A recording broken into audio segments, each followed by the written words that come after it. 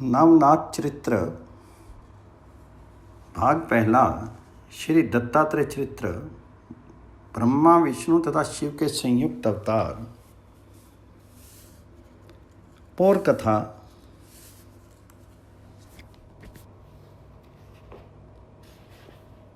नारायण के अवतार।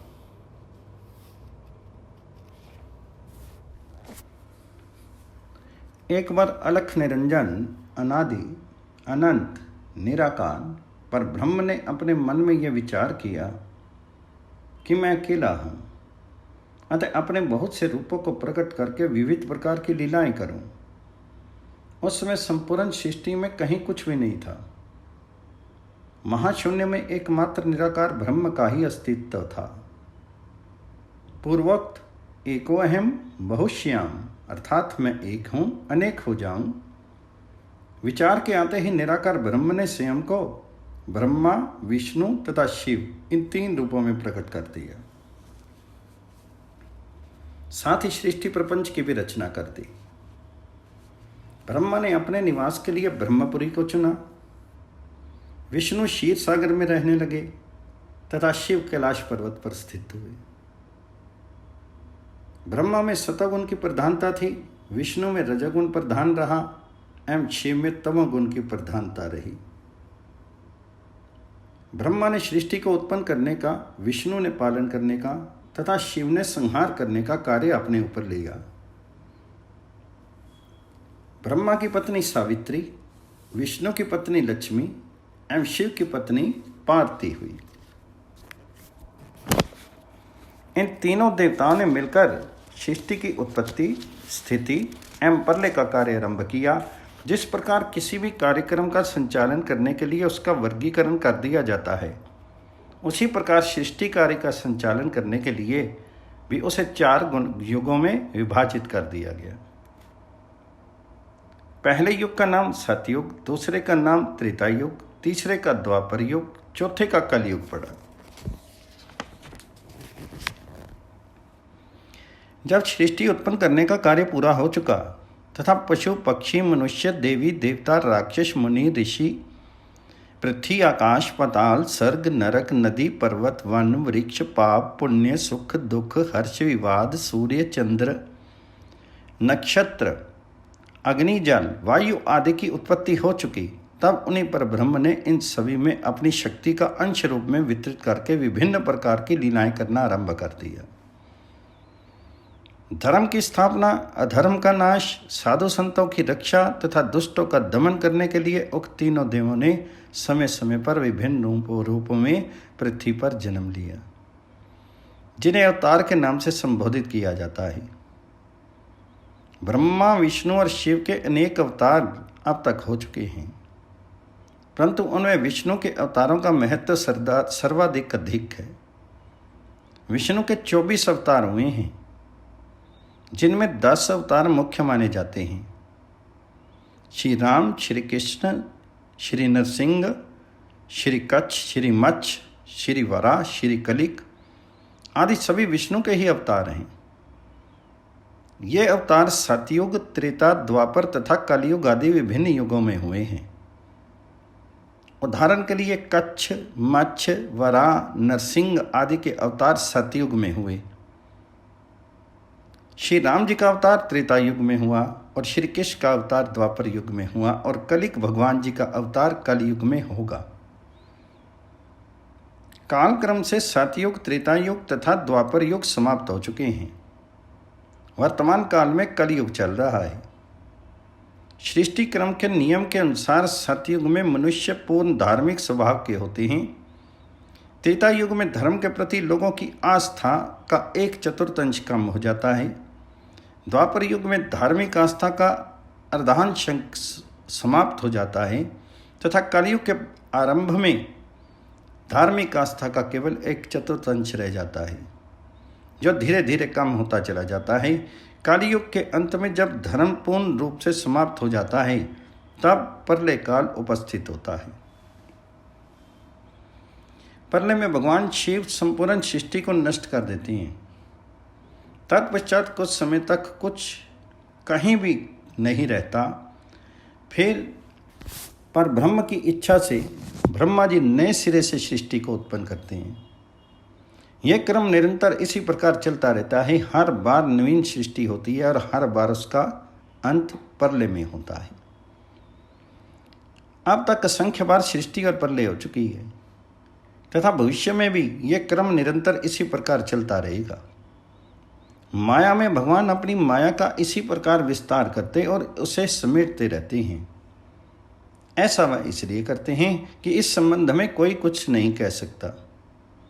जिस प्रकार मदारी के इशारे पर बंदर नाचता रहता है, उसी प्रकार ईश्वर की इच्छा पर संपूर्ण सृष्टि चलती रहती है। द्वापर युग के अंत में पराशर ऋषि के पुत्र वेद व्यास मुनि ने 18 पुराणों की रचना की थी। उसमें एक पुराण का नाम भविष्य पुराण है। भविष्य पुराण में व्यास जी ने कलयुग को स्थिति का वर्णन किया है तथा ये भी लिखा है कि कलयुग में जो लोग भगवान की भक्ति करेंगे वे ही मुक्ति को प्राप्त कर सकेंगे। सतयुग, त्रेता तथा द्वापर, इन 3 युगों में तप, ज्ञान एवं यज्ञ का महात्म्य प्रमुख था, परंतु कलयुग में केवल भक्ति मार्ग की ही प्रधानता रहेगी। अतः कलयुग के निवासियों को भगवत भक्ति में अपना मन अधिकाधिक लगा करके अपने लोक तथा परलोक को सुधारने का प्रयत्न करना चाहिए। नारायण के अवतार भविष्य पुराण में एक श्लोक है। कवि हरि अंतरिक्ष पर बुद्ध पिपलायन आविर्होत्र द्रुमिल चमस कर भाजन। अर्थात कवि, हरि, अंतरिक्ष, परबुद्ध, पिपलायन, आविर्होत्र, द्रुमिल, चमस और करभाजन, ये 9 नारायण के स्वरूप हैं। नाथ पंथियों के विश्वास के अनुसार कलयुग में प्रारंभ में इन 9 नारायणों ने नाथ योगियों के रूप में अवतार लेकर के भक्ति मार्ग तथा योग मार्ग का प्रचार प्रसार किया था।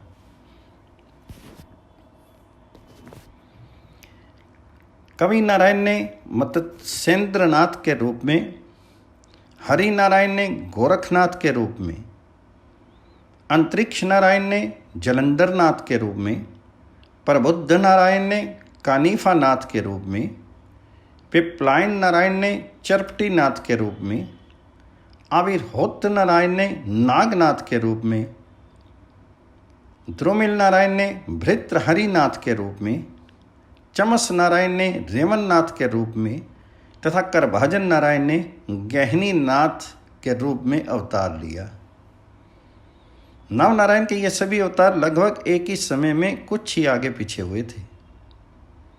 इन सभी नाथों को परस्पर भेंट भी हुई थी और इन्होंने साथ रहकर विभिन्न स्थानों की यात्राएं भी की थी। भगवान विष्णु ने सती अनसुईया के गर्भ से दत्तात्रेय के रूप में अवतार लिया था। दत्तात्रेय ने स्वयं ही इन 9 नाथों को दीक्षा दी थी। अतः दत्तात्रेय नाथ पंथ के आदि गुरु माने जाते हैं। 9 नारायण के अवतार उक्त 9 मुख्य नाथ योगी अमर कहे जाते हैं।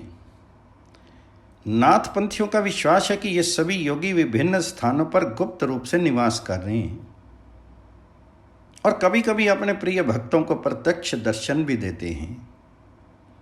नाथ पंथ के प्रवर्तक तथा प्रचारक इन सिद्ध योगियों को अनेक प्रकार की सिद्धियां प्राप्त थी। वे अपनी इच्छा के अनुसार पृथ्वी, आकाश, पाताल, स्वर्ग, नरक आदि सभी स्थानों में प्रवेश कर सकते थे। किसी भी देवी देवता से प्रत्यक्ष भेंट कर सकते थे। स्तंभन, मारन, मोहन, उच्चाटन आदि की क्रियाओं पर इन्हें पूर्ण अधिकार प्राप्त था।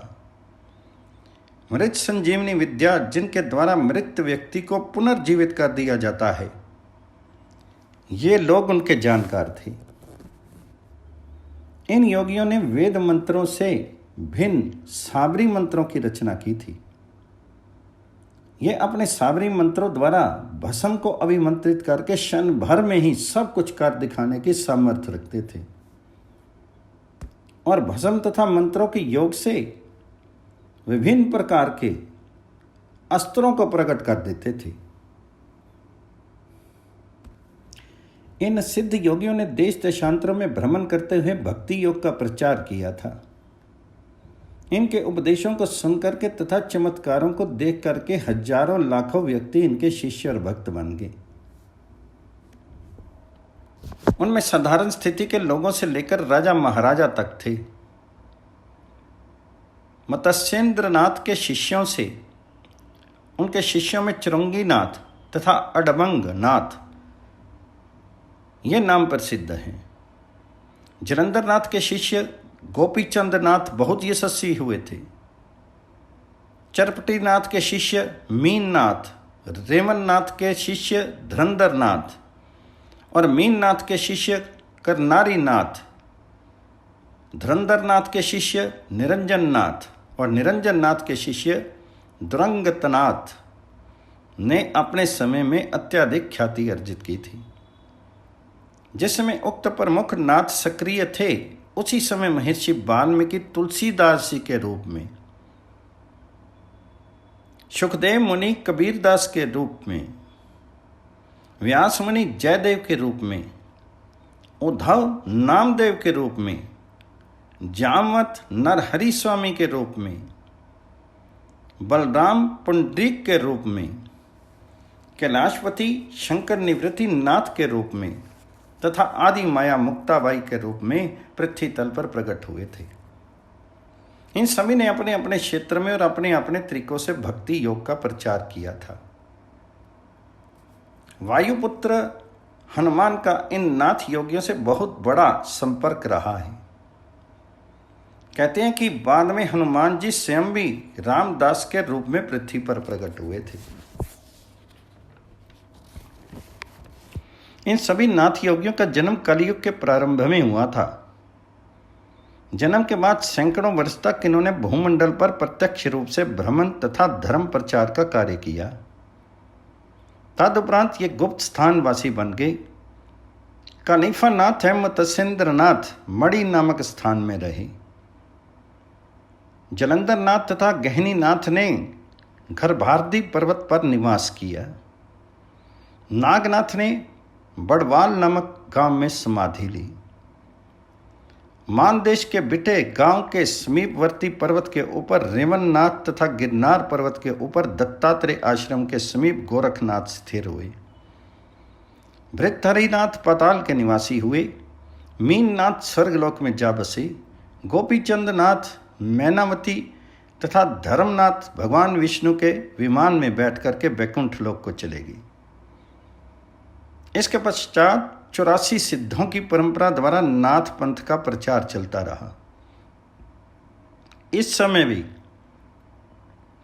भारतवर्ष तथा नेपाल आदि देशों में नाथ पंथ के विभिन्न मठ, क्षेत्र, समाधि आदि स्थान विद्यमान हैं। सौराष्ट्र में गोरखमणि गुरु गोरखनाथ के स्थान के रूप में प्रसिद्ध है। वहाँ गिरनार पर्वत के ऊपर आदि गुरु दत्तात्रेय तथा गोरखनाथ जी की पादुकाएं रखी हुई बताई जाती हैं।